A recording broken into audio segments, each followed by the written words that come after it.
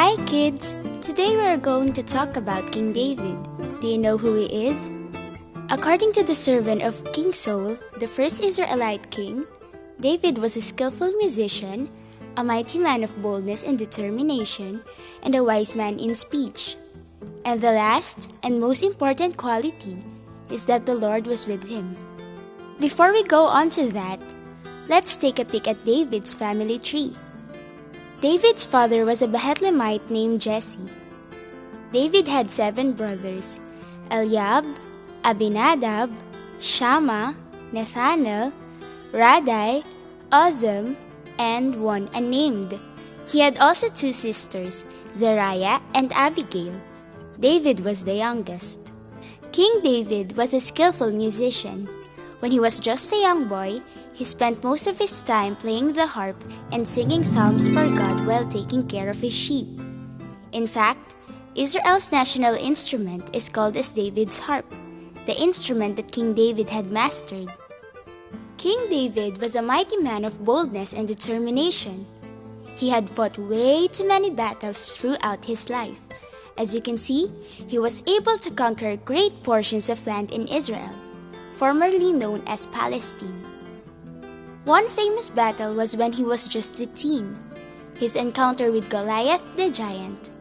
It was a time when the Philistines were at war with the Israelites, and not even one of David's brothers dared to fight against Goliath. But David solely depended upon God and stood up. Armed with only a slingshot and 1 out of 5 smooth stones, he defeated Goliath. With this, the young David was promoted to be an armor-bearer of the king. King David was a wise man in speech. While throughout his reign as the Israelite king, he had been able to promote peace all over Israel, which means that his words were really honored by his men. During that time David got promoted as the military commander, he had won many battles, which made his reputation and influence surpass King Saul's. And this resulted to King Saul's plot to kill David, for he became jealous of David's achievements. However, God was with David and he survived the evil schemes of King Saul.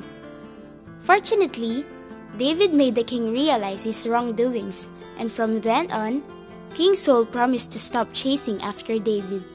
The last quality of King David is that the Lord was with him. Throughout King David's life, the Lord was his key to his victories. He had been an excellent leader of Israel, for the Lord guided him all the way from his youthful years to his kingship. Take a look at how God taught King David to love and fight for his sheep, and at how King David took care of his people.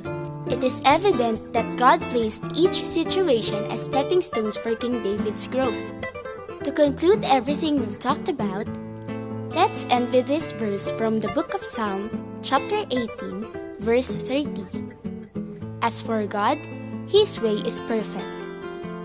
God has already made your way perfect, just like what God has done for King David.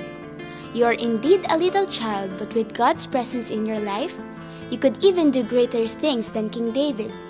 Yes, you can.